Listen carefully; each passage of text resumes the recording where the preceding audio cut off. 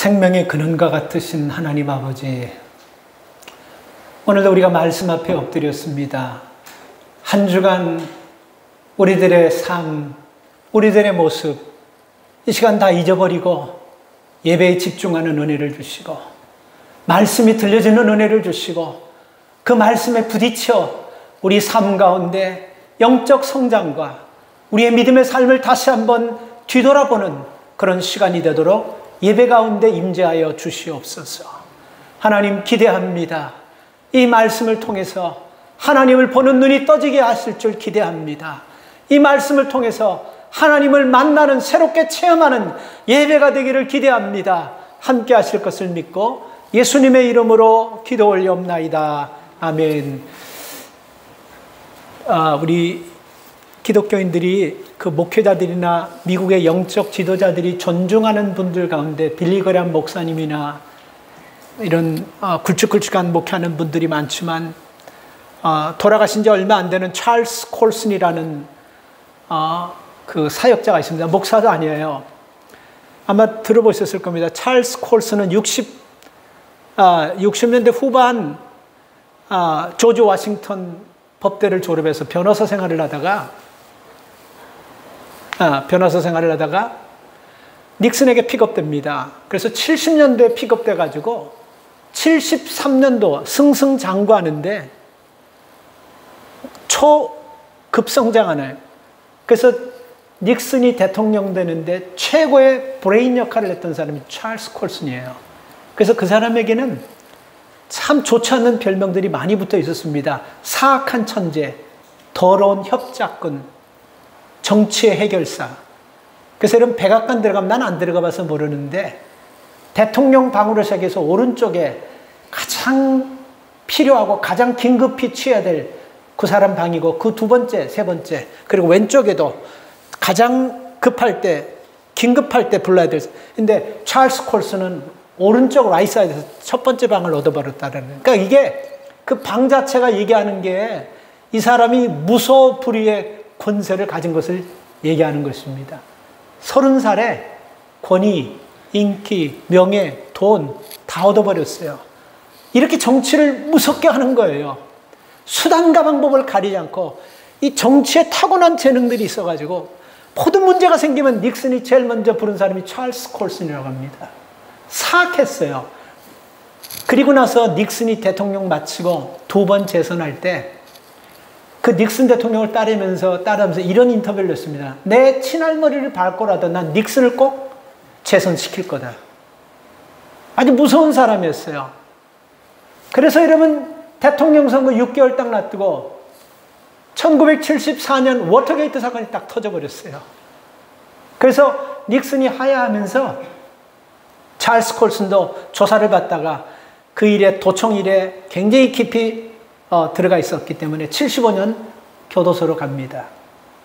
교도소로 딱 들어가니까 그동안 찰스 콜슨을 싫어했던 그 많은 정치 정적들이 아주 무섭게 쏟아부었어요. 저 아주 악질이고 저거는 평생을 감옥에서 내보내지 않아야 되는 아주 미국 정치사에 아주 흑역사다라고 막 그냥 쏘아붙였어요. 그리고 실제로 이제는 모든 것들을 다 잃어버렸습니다. 마치 새가 날개를 다 잃어버리고 바닥에 뚝 떨어지듯이 그는 자기에게 권세, 명예, 인기 모든 것 다 잃어버리고 그가 떨어진 것은 1975년 감옥에 딱 들어가 버렸어요. 그리고 이제 소망이 없어요. 정치사에서 찰스 콜슨이 이제 사라져야 될 그런 순간이 왔습니다. 근데 얼마나 억울하고 아깝겠습니까? 처음에는 막 그 감옥에서 너무 그냥 분통나고 너무 억울하니까 견딜 수가 없었어요. 근데 여러분, 백악관에서 그 당시 대통령들을 보좌하고 기도하는 팀들인데 그 팀들이 참 행동은 너무 악하게 했지만 불쌍히 여겨가지고 C.S. 루이스 목사님이 쓴 책과 성경을 넣어줬어요. 근데 그 책이 들어오겠습니까? 거들떠도 안 보고 너무 어느 날 잠을 자는데 분이 나가지고 잘 수가 없어요. 죽는 게 나을 것 같아요. 희망이 없어요. 이제는요. 나갈 수도 없는 것이고 언제 나갈지도 모르는 것이고 희망이 없어요. 그런데 여러분, 밤이 너무너무 깊은 밤, 고통스러운데 성경을 딱 피다가 그의 눈에 갑자기 눈물이 콱 흐르면서 헛살았다는 걸 딱 생각하는 거예요. 그리고 그가 그의 자서전에 이렇게 고백합니다. 내가 찰스 콜슨이 인생 태어나서 처음이자 마지막으로 첫 번째 내가 무릎 꿇은 분이 예수님입니다. 무릎을 딱 꿇고 예수님을 내 인생의 주인으로 영접했어요. 그리고서 그는 인생이 완전히 사악하고 협작꾼이고 해결사고 그 아주 좋지 않는 이미지를 다 털어내버리면서 그는 감옥에서 만나는 사람들에게 그리스도의 복음을 전하면서 형제 감옥회라는 미션 센터를 거기서 만들었어요. 형제 감옥회. 그게 지금 전 세계 110여 개국에 다 프랜차이즈처럼 퍼져가지고 그 형제 감옥회에서 만든 프로그램을 교도소 재소자들에게 복음으로 가르치고 성경을 가르치는 프로그램입니다. 7,700교회가 연결되어 있고 16,000명의 서포터하는 사람이 거기에 연결되어 있어요. 아주 대단한 선교단체를 만들었습니다. 우리나라에서 처음이자 마지막으로 그 상을 받으신 종교계 그 유명한 상인 템플턴 상을 한경직 목사님이 받으셨습니다. 근데 찰스 콜슨이 받았어요. 미국의 영적 거장이 되었습니다. 그는 여러분 다 읽고 나서 인생이 밑바닥에 던져졌을 때 하나님이 찾아오신 거예요. 그리고 하나님은 마음이 상한 자를 고치시고 통회한 자를 찾아오십니다. 시편 51편 17절에 보면 하나님께서 구하는 제사는 상한 심령이다. 하나님이 상하고 통회하는 자들의 마음을 멸시치 아니하신다라고 말씀하셨습니다. 찰스 콜슨은 하나님을 만나고부터 새 희망의 근거가 됐고 새 삶의 근거가 됐고 새 인생의 근거가 되었습니다. 그가 감옥에 떨어질지 아무도 예측하는 사람이 없었고 그리고 그런 사악한 사람이 감옥에서 예수 만나가지고 미국의 영적 거장이 될 줄 아무도 생각한 사람이 없습니다. Who know? 오늘 우리들 중에서 하나님께서 이렇게 바닥까지 떨어뜨려가지고 하나님이 우리를 찰스 콜슨보다 사도 바울처럼 더 귀하게 쓸 수 있는 사람이 나올지 여러분의 자녀를 통해서 후손을 통해서 나올지 아무도 예측할 수 없는 것입니다. 하나님은 때로 우리가 이런 영적 싸움과 전쟁에서 승리하는 사람이 되게 해서요 훈련하세요. 성경에 보십시오. 우리가 히브리서 11장을 믿음의 장이라 하지 않습니까? 우리는 요즘 새벽에 히브리서 11장을 한 절씩 공부하면서 파고들었습니다. 인물들을 중심으로 했어요. 근데 거기 나오면 믿음의 사람들 대부분 공통점이 있습니다. 예외 없이 누구나가 다 바닥까지 떨어진 경험을 가진 사람들이라는 거예요. 여러분 우리가 요셉 보면요. 요셉을 여러분 하나님께서 쓰시기 위해서 형들이 요셉을 팔아가지고 처음에는 안 죽이려고 그랬죠. 깊은 웅덩이에 집어넣어 버렸어요. 그러다가 제가 배고파서 죽든지 짐승의 밥이 돼 죽이려고 하는데 형제들 중에 회의하다가 이게 우리 여기서는 이렇게 하지 말자. 이게 동생인데 그래도 죽이지 말고 팔아버리자. 깊은 웅덩이에 있는 요셉을 또 끌어내가지고 애굽의 노예로 비참하게 팔아버렸어요. 그리고 그런 애굽에서 감옥으로 갑니다. 그러니까 여러분 웅덩이에 빠졌다가 그리고 아주 비참하게 소망도 없는 노예 생활을 하다가 감옥까지 갔으니까 어떻게 보면 여러분 갈 때까지 간 인생의 막장과 같은 바닥까지 떨어진 사람입니다. 근데 여러분 이게요 하나님께서 요셉을 사용하시고자 인생의 막장을 체험하시고 훈련하시고자 하시는 하나님의 계획이었다라는 거예요. 우린 지금 성경을 통해서 알고 있지 않습니까? 모세도 똑같지 않습니까? 40이 될 때까지 애굽 왕궁에서 왕실의 훈련과 모든 교육을 다 받고 왕의 후임자까지 올라갔던 사람인데 어느 날 갑자기 해프닝이 생겨가지고 살인자가 되어가지고 광야로 도망가서 그 비참한 삶을 살 때 누가 알았습니까? 다 끝났다고 생각했어요. 하나님께서 모세를 사용하시기 위해서 민족의 지도자로 사용하시기 위해서 바닥 밑창까지 그냥 떨어뜨려 버리신 것입니다. 다윗도 그렇지 않습니까? 하나님께서 쓰시기 위해서 아주 밑바닥까지 그냥 떨어져가지고 최고의 여러분 고난을 경험하게 하신 것. 이게 여러분 하나님께서 우리를 훈련하시는 방법 중에 하나인 것입니다. 복받기를 원하고 후손이 크게 되기를 원하고 우리 가문이 크게 번성되기를 원한다면 여러분 우리가 이런 훈련 각오해야 되는 거예요. 오늘 이 본문에 보면 여러분 사도 바울의 사건이 나오는데 하나님께서 훈련하는 방법도 독특하지만 하나님이 쓰시는 훈련 장소도 독특해요. 그 이스라엘 백성들을, 그 패역하고 교만한 백성들을, 그걸 어디서 여러분 다 때려 집어넣어도 못 집어넣는데 어떻게 하나님께서 그 생각을 하셨는지, 그들을 애굽에서 광야로 끌어내가지고 광야에서 그들을 훈련하는 거 보세요. 그래서 신명기 보면 내가 이들을 훈련하는 것은 이들이 내 말씀을 따르는지 안 따르는지, 말씀에 순종하는지 안 하는지 그것을 알기 위해서 훈련하시는 거다라고 그렇게 말씀하지 않습니까?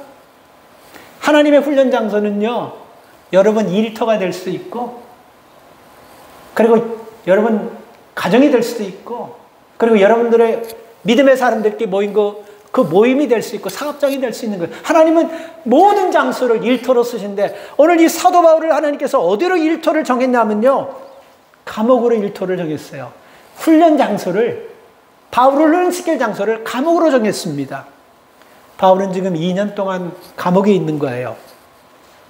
근데 감옥에 간 이유도 석연치도 않고 합당치 않아요. 오늘 이 본문을 보면요, 사실 사도 바울은 로마 시민권을 갖고 있지 않습니까? 그리고 유대인 중에 유대인.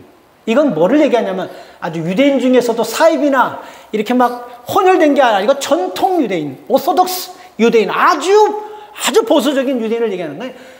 시민권을 가졌죠, 로마 시민. 유대인 중에 유대인이죠. 히브리인 중에 히브리인이죠. 피가 섞이지 않았다는 거예요. 가말리 문화에서 최고의 학문을 공부한 사람이고 대제사장님께 인정받아가지고 그 예수란지 뭔지 하는 사람들을 잡아다가 대제사장님께 끌고 가기 위해서 그 사람들을 데리고 갔던 그런 대표적인 사람 아니에요. 근데 그런 사람이 어느 날 갑자기 성전을 더럽혔다고 하는 죄목으로 감옥에 갇히게 됩니다. 어떻게 이런 일이 일어날 수가 있을까요? 이게 사실일까요? 어떻게 이런 말도 안 되는 일이 일어났을까요? 한마디로 딱 얘기하면요, 하나님의 섭리예요. 하나님의 섭리 안에 들어가 있는 거예요. 찰스 콜슨이 여러분 감옥에 들어가서 그렇게 변화돼가지고 미국의 영적 지도자가, 그 사악한 사람이 누가 알았습니까? 사도 바울이 다메섹에서 예수 만나가지고 예수님의 12제자가, 아니 예수님보다 더 많은 일을 하고 이 땅에 여러분 얼마나 많은 말씀을 남겼습니까? 예수님보다 더 많은 일을 했다는 것은 취소.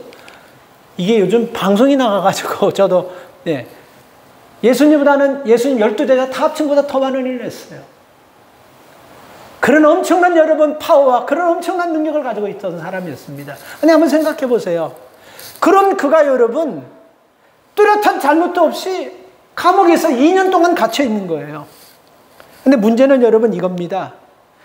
이 감옥에서 2년 동안 갇혀 있게 한 분이 누구냐 하면 우연히 어떤 해프닝 때문에, 오해 때문에 들어가는 것이 아니고 하나님께서 계획하시고 하나님께서 진행하시고 하나님이 인도하시는 과정 속에 그 감옥은 있었다라는 것입니다. 그 감옥에 들어갔는데 2년 걸렸어요. 2년 들어가 있었습니다. 그래서 그 당시 이스라엘 총독이 누구냐 하면 로마에서 파송한 벨렉스라는 사람이 총독이었어요. 근데 그 벨렉스가 자기의 모든 임기를 다 마치고 로마로 돌아가면서 후임자가 누가 왔냐면 베스토라는 총독이 왔습니다. 그 새 후임자가 딱 오니까요, 오늘 본문은 거기서부터 시작되는 거예요. 새 후임자가 딱 오니까 오늘 2절에 보니까 유대인의 지도자들과 이런 종교 지도자들이 베스토에게 찾아가서 뭘 하나를 부탁하는데 그 부탁이 석연치 않아요. 3절에 보면요, 사도 바울을 예루살렘으로 좀 오게 하라 이렇게 얘기합니다. 자, 25장 3절 보면 베스토의 호의로 바울을 예루살렘으로 옮겨보내기를 청하니, 누가? 2절 보면 대제사장과 유대인의 높은 사람들이. 왜 유대인의 높은 사람들과 대제사장과 종교 지도자들이 그 바울을, 지금 감옥에 있는 바울을 왜 예루살렘 쪽으로 여러분 오게 하게 했나? 뭐 때문에 그럴까요? 사도 바울을 구명하기 위해서, 살려내기 위해서? 아니에요. 그 3절 말씀 후반절에 보면 나와 있죠. 뭐라고 나와 있습니까? 길에 사람들을 매복했다가 그를 죽이고자 함이라.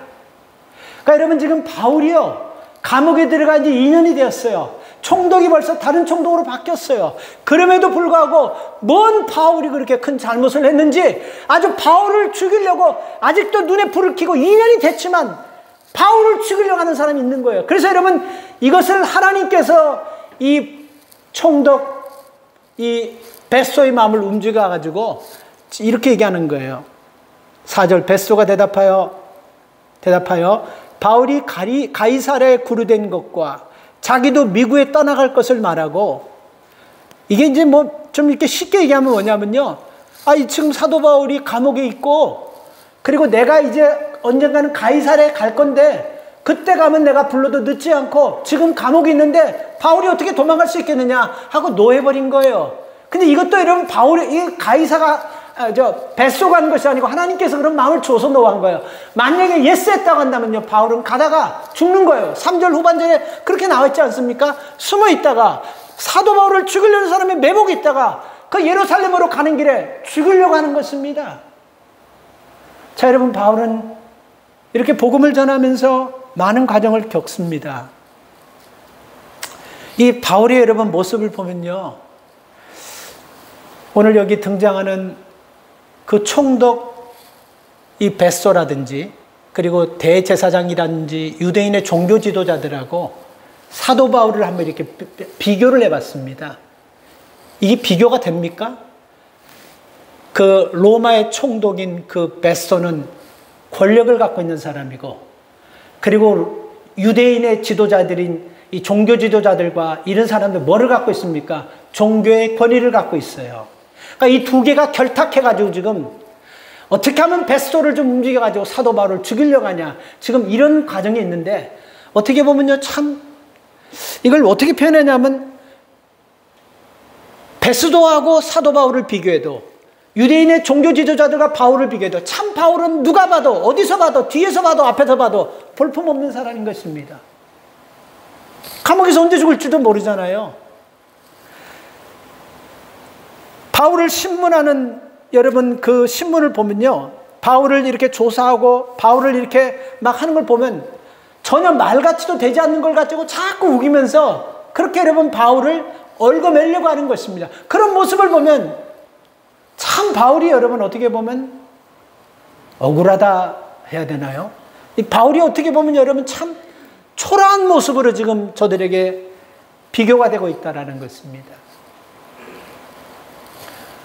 우리가요, 믿음 생활하다가 다른 사람들이 우리를요, 볼품없이 여기고 초라하게 여길 때 그런 경험 해보셨습니까? 사람이 사람을 우습게 여기고 초라하게 볼품없이 볼 때, 그때가 여러분 제일 사람들이 서글플 때고 제일 상처가 클 때인 것입니다. 그런데 여러분, 이 현대인들의 삶을 가만히 보세요. 다른 사람이 나를 볼품없이 여긴다든지 초라하게 여기는 것을 견디지 못합니다. 그래서 이 현대인들이 그 트레이드 따라가는 것을 보면요, 현대인들이 지금 하는 걸 보면 돈이 있건 없건 집은 없어도 차 사가지고 즐기는 거예요. 그래서 좋은 차, 큰 집, 화려한 거, 아주 크고 화려한 교회 이런 데 나가야지만 마치 여러분 자기가 뭔가 높은 사람들처럼 그렇게 여러분 생각하는 것입니다.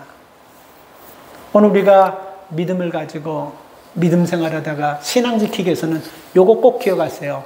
다른 사람들이 우리를 초라하게 볼품없이 대할 때가 있습니다. 대할 때가 있어요. 그러나 한 시대 하나님께 쓰임 받기 위해서는요, 궁핍함도 풍부에도 우리가 처하는 비결을 배울 줄 알아야 됩니다. 배고파 보지 않는 사람들은 배고플 때 그 사람들이 아무거나 씹어먹는 거 그거 이해합니다. 이 물난리로 상처를 받았던 사람은요, 그 물난리를 보면 옛날에 물난리로 상처받았던 것이 마음에 크게 와요. 우리 권사님 오늘 기도하시면서 지금 한국이 지금 물난리 아니에요? 저는 제가 답심리라는 데 살았어요. 지금은 몰랐지만 이제 커서 보니까 그런데 청량리, 전농동, 신답 이렇게 보면 답심리 땅 자체가 약간 이렇게 들어간 땅이라고 합니다. 그래서 거기는 옛날부터 부인 없이는 살아도 우리 서찬수 장로님이 그러셨어요. 장아 없이는 못 사는 것이라고. 지질이 가난하고 못 사는 사람들 답심리션. 저거 답심리에서 자랐어요. 근데 그 답심리가 그 전체적으로 보면 땅이 아까 이렇게 푹 이렇게 들어갔어요. 그래서 저희가 집에 비가 오면 집에 이 난리처럼 물이 들어가지고 가재도 구고 책이고 옷이고 이불이고 다 썩고 우리 그런 거 경험을 많이 했어요. 근데 그걸 보니까 마음이 정말 안 좋더라고. 근데 다른 사람들은 그 감동을 잘 못 느끼는 거예요. 너무 마음이 안 좋더라고요. 막 썩은 냄새 나고 막 곰팡이 쓸고 장판 다고 다니면서 그거 말려대고 참 그거 힘든 일이걸랑요. 그 답심리 사장 꼭 그런 걸 비가 많이 오면 그런 걸 경험했어요. 근데 색다른 거예요. 여러분 우리가 그래서 다른 사람의 아픔을요 내가 모르면 경험하지 않으면 함부로 판단하고 함부로 말하고 쉽게 절대로 얘기하지 마세요. 그들은 그게 상처고 그들은 그게 아픔인 것입니다. 저희 아버지 그렇게 비가 많이 도는데 그 전기를 거기서 뭘 만지시다가 감전돼서 돌아가셨어요. 난 지금도 전기는 자신이 없어요. 난 겁나는 게 없걸랑요. 여러분 아시지만 난 뭐든지 다 해요. 잘은 못하지만. 근데 전기는 내가 겁나요. 여러분 우리가 하나님 앞에 쓰임 받께서는 다른 사람들이 초라하게 우리를 볼 수 있고 우리가 여러분 참 안타깝게 여러분 그런 모습을 우리가 볼 수 있습니다. 하나님께서 여러분 왜 이 요셉을요 하나님께서 이렇게 초라하게 만드셨을까요? 하나님께서 왜 모세를 여러분 이렇게 초라하게 만드셨을까요? 왜 여러분 그들이 그렇게 여러분 왕궁에 있던 사람이 그렇게 아버지의 사랑을 다 받던 사람들이 그것도 형제에서 팔려가 버리고 그 끝없는 그 바닥으로 떨어지면서 감옥까지 가고 하나는 왕궁에서 40년 동안 왕자될 준비를 다 받았던 사람이 어느 날 광야에서 미디안 광야에서 장인 눈치 보면서 양이나 치고 지양도 아닌 그런 비참한 삶을 살면서 왜 그런 삶을 살게 하셨을까요? 우리가 성경을 통해서 나오잖아요. 요셉은 애굽의 총리가 되어가지고 애굽을 살리고 그 모든 나라를 살렸습니다. 형제를 살렸습니다. 모세는 그 과정을 겪으면서 이스라엘 백성들의 고통, 이스라엘 백성들의 그 노예로서의 그 아픔, 그 모든 것들을 하나님께서 모세로, 요셉으로 자기들이 바닥 생활을 해봐야지만 자기들이 끌고 가는 그 사람들 중에는 자기들에게 인도함을 받는 사람 중에는 가난한 사람도 있을 것이고 배고픈 사람도 있을 것이고 그들은 억울함 당하는 사람도 있을 거 아니에요. 그들이 그들의 마음을 알게 하기 위해서 하나님께서 인생 막장까지 떨어뜨려 가지고 훈련을 시키신 거예요. 바울은 초라한 환경이지만요 비굴하게 행동하지 않았습니다. 그리고 자신의 처지도 부끄러워하지 않았습니다. 그리고 법정에서도 당당했어요. 사도 바울도 여러분 한번 난 이렇게 생각해 봤습니다. 만약에 바울이 예수를 안 믿었다면 아마 굉장히 잘 나갈 사람인데 지금 뭐 대제사장 반열에 서가지고 그들과 비슷한 대우를 받으면서 비슷한 이런 영성을 가진 사람인데 바울이 지금 왜 이렇게 여러분 초라하게 됐냐면 왜 이렇게 사람들에게 이렇게 여러분 업신여기를 받습니까? 이유가 뭡니까? 로마 사람들은 정체를 드러내고 종교인들은 유대인 종교들은 율법을 드러내지만 사도 바울은 뭐를 드러내요? 십자가 드러내다가 그래버린 거예요.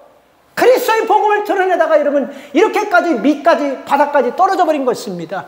그래서 그런지요 자기는 당당한 거예요. 지금 여러분 유대인 지도자들과 유대인들과 그리고 주변에 많은 사람들이 성전 더럽히고 이거 율법을 더럽히고 가이사에게 이게 잘못했다 할 때 아주 당당하게 8절에서 뭐라고 얘기합니까? 나는 성전 더럽힌 일도 없고 나는 율법을 부정한 것도 없고 나는 가이사에게 잘못한 것도 없다고 당당하게 얘기하는 거 보세요. 여러분 우리가 예수 믿으면서 당당해야 됩니다. 언제 우리가 위축됩니까? 돈 좀 있던 사람이 돈 다 날아버리면 여러분 보통 사람들 위축돼요. 초라해져 버리는 거예요. 건강하던 사람이 몸이 좀 아프면 초라해진 모습으로 보이는 거예요. 젊을 때 그렇게 잘 나가던 분들이 연세 드셔가지고 이제는 운전조차도 못해가지고 그렇게 여러분 할 때 초라해 보는 거 아닙니다. 절대로 아닙니다. 그런 것이 초라한 것이 아니에요.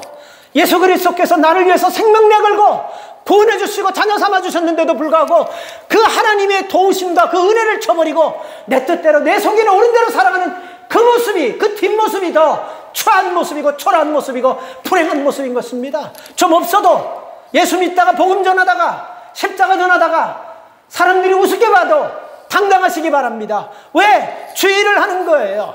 하나님 일을 하는 거예요. 생각해 보세요. 저나 여러분 같은 사람이 어떻게 하나님의 자녀가 될 수 있겠습니까? 이거 뭐 가지고 설명할 수 있겠어요? 전혀 불가능한 건데 선택하시고 자녀 삼아주신 그 은혜를 여러분 우리가 초라하게 생각한다고? 우습게 생각한다고? 신앙생활 할 필요 없는 것입니다. 바울은 8절에서 이렇게 얘기했어요. 만약 내가 죄가 있다면 나 죽는 것도 사양치 않겠다. 아주 당당한 거예요.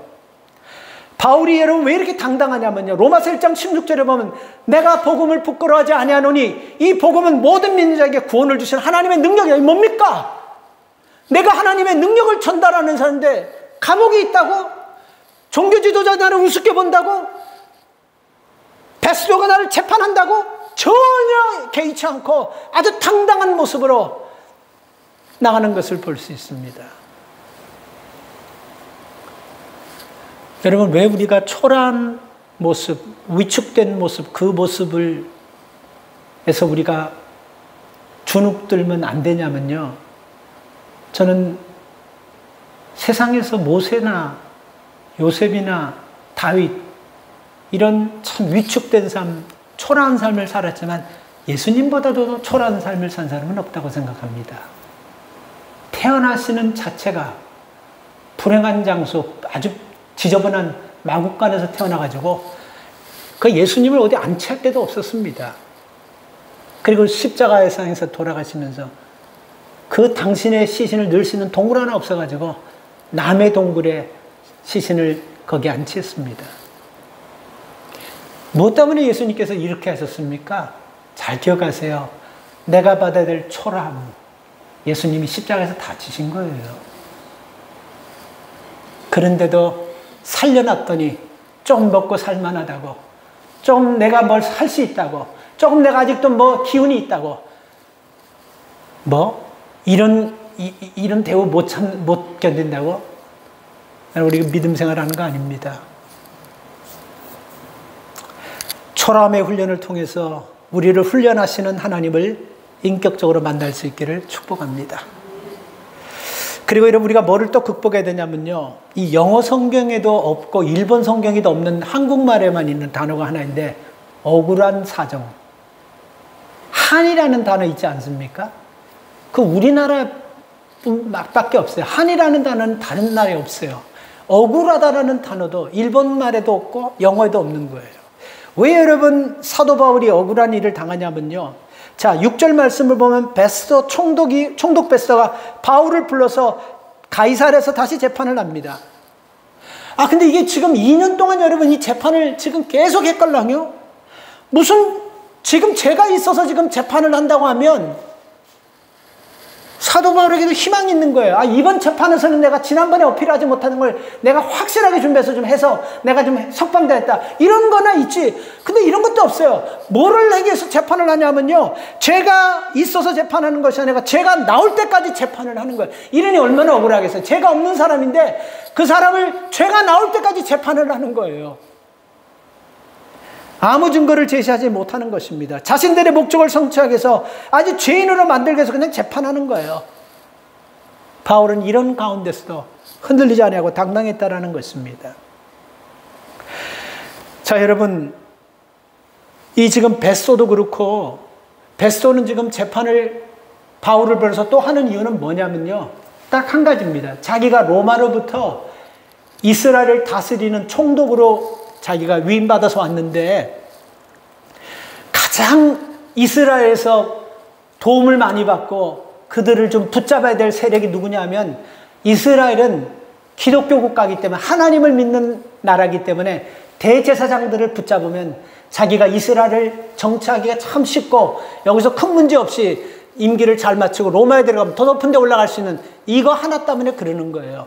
근데 이 베스도도 이렇지만 이 앞에 있었던 벨렉스 총독은 더 얌체예요. 2년 동안 데리고 있으면서 여러 차례 조사를 해봤는데 죄가 없어요. 그리고 지가 가면서 적어도 자기가 죄가 없으면 양심이 조금이라도 있다고 한다면 새 총독인 베스도에게 이 사람 진짜 내가 봐도 죄가 없는데 이제 당신이 놔주라. 이렇게 해야 되는데 입 싹 닫고 자기는 로마로 돌아가 버리고 뱃속에 다시 와서 또 재판하는 거예요.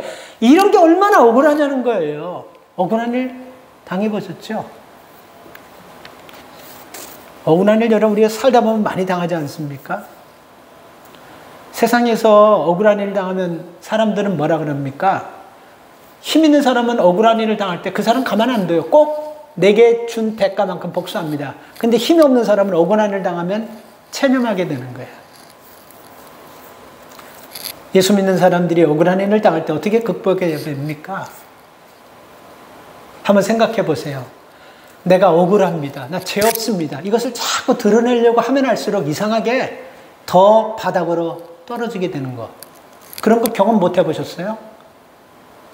우리가 이렇게 자꾸만 내가 내 자신을 설득하고 내가 내 자신을 드러내고 내가 아니라는 걸 자꾸 하면 할수록 여러분 더 문제가 꼬여지는 그 경험한 적 없어요? 그 사도 바울은 내가 이것을 통해서 살아나겠다고 내가 이 감옥에 나갔다 그런 생각은 전혀 하지 않습니다. 딱 그는요 계속해서 일관되게 주장하는 것은 성전을 더럽힌 적도 없고 율법을 불편하게 만든 적도 없고 가이사에게 죄진 것도 이것만 세 개만 계속해서 지금 얘기하고 있는 거예요. 그 이상의 것은 하지 않는다는 건 뭡니까? 그 이상의 모든 생사 여탈권과 자기의 억울한 이 모든 것들은 하나님께 맡긴다는 것입니다. 억울한 일이 있을 때 내 의지 가지고 내가 풀려고 막 덤벼들면요 더 꼬이고 더 나락으로 떨어져요. 하나님 앞에 맡기십시오. 하나님께 맡길 때 하나님께서 반드시 그 억울함을 여러분 풀어주십니다. 이 바울의 삶을 보면요 참 억울한 일이 많았어요. 아까도 얘기했지만 다윗도 그렇고 요셉도 그렇고 참 억울한 일이 많았어요. 근데 여러분 이거 아십니까? 우리 인생의 성패가 우리 인생의 복과 은혜와 하나님의 은총이 우리가 억울한 일을 우리가 당한 그 사람의 손을 통해서 우리가 바뀌는 게 아니잖아요. 우리의 여러분 우리의 삶의 모든 것은 무엇을 통해서 바뀝니까? 하나님의 손에 의해서 만들어지는 것이지. 내가 속상한 일 당했다고 내가 억울한 일 당하고 나가 그 사람들의 그 환경에서 내가 엎치락대고 뒤치락대고 내가 달라지고 그런 게 아니라는 거예요. 억울할 때 사도 바울은 하나님께 맡겼습니다. 그래서 여러분 우리가 이 하나님께 맡길 수 있는 것은 바로 이런 이유 때문에 그래요. 우리가 사도 바울의 일생을 보면요 바울은 여러분 뭐에 목표를 뒀냐면 심플하잖아요. 그리스도의 복음 전하는 것에 목표를 뒀어요. 그러니까 이걸 다시 얘기하면 미션, 사명의 목표를 뒀어요. 그래서 이렇게 사명을 뒀기 때문에 자기는 복음 전하는 것이 사명이고 여기에 목적을 뒀기 때문에 이것 때문에 뭐 감옥 가고 이런 거 절대로 억울하다는 표현을 안 하는 것입니다. 내가 이렇게 이런 대접을 받아서 되냐 그런 생각 안 하는 거예요. 자, 근데 여러분 한번 이걸 좀 바꿔서 생각해 보십시다. 여러분의 삶에 여러분 그 목표가 뭡니까? 내가 하나님이 주신 사명을 여러분 목표로 하며 살아갑니까? 아니면 내 위치, 내 시츄에이션 이것을 여러분 목적으로 삽니까? 여기에서 달라지는 거예요. 내가 내 시츄에이션, 내 위치를 목적으로 산다면요 이런 일을 당하면 견디지 못하는 거예요. 하나님 지금 뭐 하는 겁니까? 복음을 전하다가 왜 이렇게 억울한 일을 당하고 왜 이렇게 내가 할 게 많은데 2년 동안 감옥에 이렇게 여러분 하나님 앞에 따지면 원망할 수밖에 없는 것입니다. 반면 바울은 여러분 자기 초점이 자기 처지가 아니고 사명이 복음 전하는 사명이기 때문에 그래서 여러분 자기가 나 빨리 풀어달라, 나 석방하게 해달라, 그리고 주변의 많은 교회들에게 나를 위해서 좀 석방되게 기도하라 이런 얘기 하지 않았다라는 것입니다. 보통 사람들에게 여러분 내가 뭐를 바라보고 삽니까 하면 다들 나름대로 얘기하는 것이 나 인생 목적이 있습니다 이렇게 얘기해요. 우리가 봤을 땐 저 사람 진짜 목적 없이 그냥 막 사는 것 같지만 목적 없이 살죠? 그럼 막 화를 내요. 내가 왜 목적 없이 사냐고, 내 목표에 있다고. 그래서 그런 가운데서 목표 한번 말해봐요. 그러면 더 싸움이 나는 거예요. 아 그럽니까 하고 끝냈는데 근데 그 사람을 가만히 보면 여러분 착각하는 거예요. 내 처지가 좋아지고 내 처지가 나아지는 것을 사명과 목적으로 사는 사람이 너무 많다는 거예요. 항상 우리 처지가 중요하고 우리 처지가 목적인 사람은요 하나님과는 관계없어요. 내 상황과 관계없어요. 뭐가 딱 관계가 되냐면 내 삶이 여유가 생기고 내 삶이 풍요로워지면 희희낙낙거리고 웃고 하나님의 축복이라 그러고 즐겁다 그러고 그걸로 그냥 끝나는 거예요. 아니에요, 여러분. 이건요. 사명자는 불편할 수 있고 사명자는 손해볼 수 있고 사명자는 별것 아닌 것들에게 우습게 여길 수 있습니다. 제가 이번 주에 큐바 선교에 내가 목적이 뭔가 이렇게 기도했어요. 내 주변에 친구 목사님들 그렇고 하여튼 이 목사는 그렇게 멀리까지 그렇게 불편한 데까지 거기까지 그렇게 갈 필요가 뭐 있냐.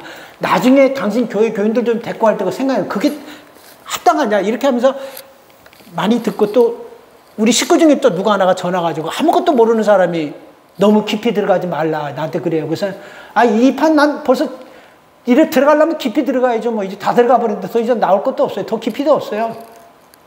그럼 막 걱정하는 건데 그 마음이 좀 불편해요. 여러분, 우리가 살아가면서 여러분 누구나가 다 목적이 있걸랑요. 근데 대부분 보면 예수 믿는 사람들 저도 자기 시츄에이션, 자기 처지가 이게 목적의 핵심이고 중심인 사람이 굉장히 많아요. 그래서 나는 이 큐바 선교를 내가 이 목적을 뭐로 잡아야 되나, 목적이 뭔가 이렇게 생각해 봤습니다.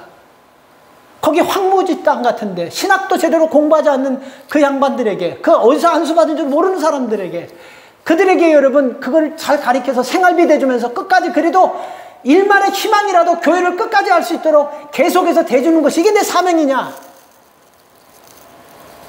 아니면 인학학교를 통해 가지고 아이들에게 꿈을 주고 희망을 주고 소망을 주시는 그 학교를 만드는 것이 내가 사명이냐? 아니면 지금 우리가 이 두 교회가 지어져 가는데 하나는 뭐 누가 사가지고 이렇게 헌신했기 때문에 하나가 이제 60% 지었는데 우리가 제4, 제5 이 교회를 세는 것이 목적이냐? 여러 가지를 생각해 봤지만 이것 다 중요해요. 그러나 정말 중요한 것은요, 그들에게 복음을 전하는 것입니다. 그러니까 처지가 목적이 아니고 복음 전하는 일에 이걸 목적으로 하다 보면요, 그 사람들이 나를 좀 속이는 것 같아도 거짓말하는 것 같아도 알고 넘어가는 거야. 어떤 분에게 내가 이 얘기를 하니까 목사님 그거 그냥 받아들이고 넘어가야 돼요. 우리 권사님 중에 한 분이 그러더라고. 그 사람들도 다 이렇게 살아야 되는데. 그래서 그 얘기를 해보니까 많이 위로가 되더라고요. 너무 가난하고 어려우니까 돈만 주면 뭐를 좀 살 생각을 해야 되는데 물건들도 없지. 그리고 자꾸 자기 생활하는 쪽으로만 이렇게 들어가니까 지금 3년이나 지금 넘었는데 보세요. 내가 그 사람들 연락할 수 없어요. 저 연락되진 않고. 근데 그 사람들도 내가 그랬어요. 내가 당신들에게 한 달에 한 번씩만이라도 내가 카메라를 하나씩 다 사줬걸랑 찍어가지고 저기 좀 시내 같은 데 나가면 그 어떤 조인이 있어요. 인터넷 되는 조인. 거기서 좀 나를 사진 한 장씩이라도 한 달에 하나씩 좀 보내달는데 대답은 yes 잘해요. 그냥 한 장도 안 왔어요. 3년 동안. 내가 지금 이런 신나는데 또 가는 거예요. 근데 여러분 이런 생각이 생겨요. 내가 만약에 내 처지를 목표로 삼았다고 한다면 나 그만 손 털었을 겁니다. 사실 너무 멀어요. 거기서 내리는 거 비행기 타고 가는 게 문제가 아니고 거기서 버스를 타고 11시간 12시간 그게 나한테는 너무 힘들어요. 사실요. 요셉이도 갔다 오면서 아빠 어떻게 이런 데서 이런 거를 했냐고. 젊은 애도 아주 몸살을 앓는 거예요. 너무 힘들어요. 그게. 그래서 내가 여기서 손 뺄 수가 없습니다. 내가 처지를 생각했다면 손 빼는데 그들이 하나님을 의지하면서 그들이 말씀을 통해서 복음이 증거된다면 우리가 조금 답답한 일, 우리가 조금 억울한 일, 우리가 좀 소통이 덜 되는 일, 우리가 조금 안타까운 일 만나도 하는 거예요. 나는 제 믿음이 그렇습니다.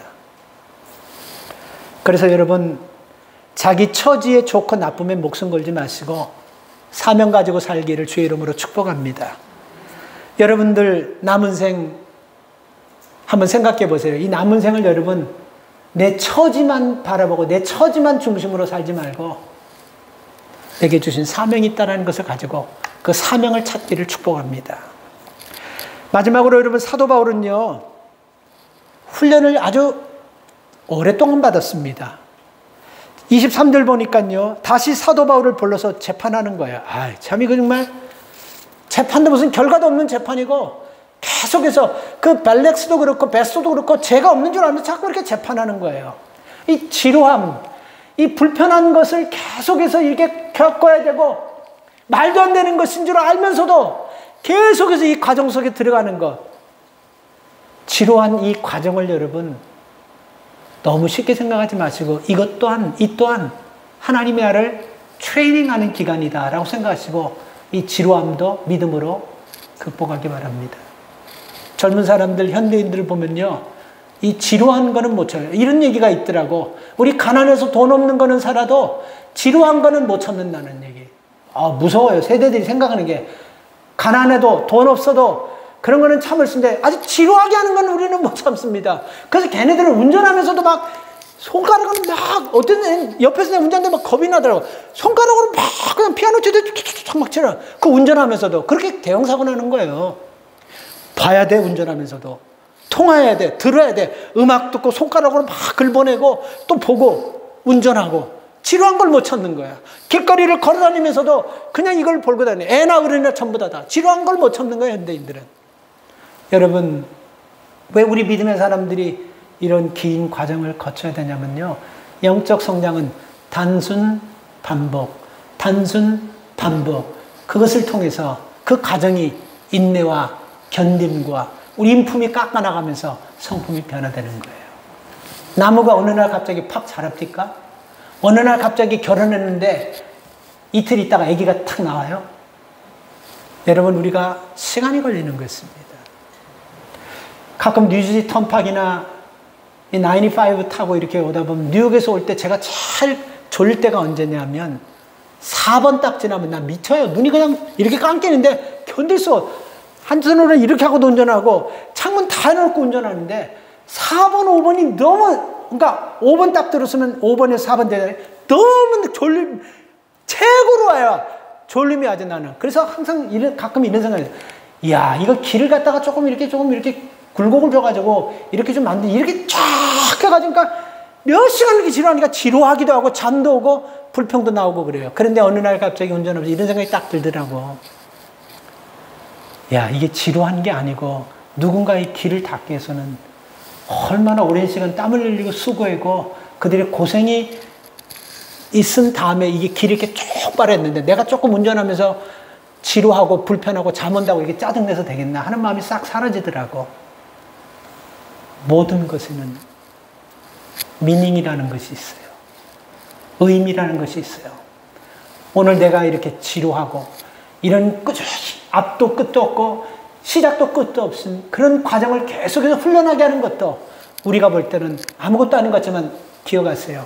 하나님은 그 시간 우리를 위해서 역사하고 있음을. 태양이 매일같이 떠오르는데 지루해 죽겠다라는 사람이 있어요. 맨날 밥 먹으면서 맨날 잠자면서 심장이 맨날 뛰는 거예요. 지루해 죽겠다라고 하는 사람이 있어요. 기억하세요. 그 어떤 것도 의미 없는 게 없다라는 것입니다. 이 메모리얼 브리지를 건너다 보면 어떨 때 겨울에는 막 그냥 눈이 막 쏟아지고 막 그냥 찬바람이 막 오는데도 이 다리를 건너면서 지루해 죽겠네, 이 메모리얼 브리지 거의. 한 번도 그런 적이 없어. 만약에 내가 뉴욕에서 그렇게 와가지고 메모리얼 브리지 다리가 없으면 나 어떻게 해? 나는 그날 못 오는 거예요. 근데 이 메모리얼 브리지를 이게 지나게 한 것도 나는 지루한 것 같지만 이것을 위해서 우리가 모르는 사람들이 알지 못하는 얼마나 수고와 땀과 노력과 수고가 있었습니까? 지루한 거 아니야. 하나님, 우리는 지금 지루하다 그러는데 하나님은 지금 그 시간에 일하고 계십니다. 사랑하는 성도 여러분, 하나님 우리의 삶이요, 한순간 확 뒤집혀가지고 뭔가 그런 거 하나님께서는 물론 필요할 때는 그렇게도 하지만 보편적으로 하나님은 우리가 어려움, 사람들에게 업신여김 이 과정 겪게 합니다. 모든 사람이 다 그랬다니까요. 나 또 얘기하면요, 시간 또 한 30분 또 훅 가버려요. 모든 사람이 다 그랬다니까요. 하나님의 큰 복을 받아야죠. 우리 후손들이 큰 복을 받아야 되죠. 여러분 삶에 하나님께서 약속하신 놀라운 은혜들을 받기를 바랍니다. 그러면 여러분 우리가 이런 하나님이 우리를 훈련하시는 훈련 과정인 내 집, 내 일터, 내 교회, 내 사업장, 여기서 여러분 하나님이 인도하시는 그 훈련을 지루해하지 마시고 답답해하지 마시고 초라하지 마시고 그 가운데서 인품과 성격이 닦아지고 있다는 것을 믿고 억울한 일을 하나님께 맡기고 주님 바라보면서 승리하는 여러분 되시기를 주의 이름으로 축원합니다. 하나님 감사합니다. 인생 살면서 하나님, 사람이 사람을 멸신여기고 우습게 여길 때가 참 마음이 아프지만 주님은 별것도 아닌 것들이 우습게 여길 때도 참으시고 분노하지 않으셨습니다. 십자가 지시면서 우리 때문에 그 멸시와 그 억울한 일을 다 당하셨습니다. 그래서 이제 우리는 우리가 당하는 억울함, 우리가 당하는 멸시, 우리가 당하는 저들이 우습게 보는 것, 그것 때문에 우리가 벌벌 떨면서 분노하지 않게 하시고 주님 앞에 내려놓고 내가 해결하려고 하면 점점 나락으로 떨어지는 것입니다. 그 과정 속에서 하나님이 일하심을 믿고 훈련되는 과정임을 믿게 하여 주시옵소서. 하나님, 오늘도 주님께 우리의 삶을 맡깁니다. 이 덜판에서 내 마음대로 생각나는 대로 내 행동하고 싶은 대로 막 뛰던 망아지 같은 우리의 삶을 하나님 치유하시고 하나님 다스리시고 깎아내시는 과정임을 믿고 너무 성급하게 생각하지 않게 도와주십시오. 반드시 하나님께서 고치시고 만지셔서 하나님의 때 하나님의 시간에 만들어 주실 것을 믿습니다. 이런 은혜를 모두가 다 받기를 하나님 바라면서 예수님의 이름으로 기도 올리옵나이다. 아멘.